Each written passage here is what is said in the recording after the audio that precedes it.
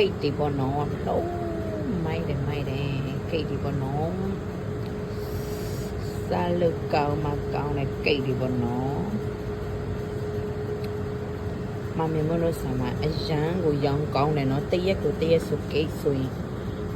အသေးအလုံးစုပေါင်းဆိုအလုံး90လောက်ကိတ်ရတယ်သူတို့အလုံး90လောက်လုပ်ရတယ်ဒီဘက်ကဟာတော့ပေါ့နော်ခွဲပြီးမှပေါ့နော်ခတ်ပြီးမှရောင်းတဲ့ဟာပေါ့နော်ခတ်ပြီးမှရောင်းတဲ့ဟာပေါ့နော်အမျိုးမျိုးပေါ့နော်ဒီဟာလေးစားလို့အရန်ကောင်းအမျိုးမျိုးပေါ့နော်ဒါနဲ့ဆိုရင်လူတွေမရှိခင်ပေါ့နော်တရက်ကိုလေကိတ်ပေါင်း90ကျော်လောက်ကိတ်ရတယ်ဒီမှာလေအနောက်မှာရောမျိုးဟာ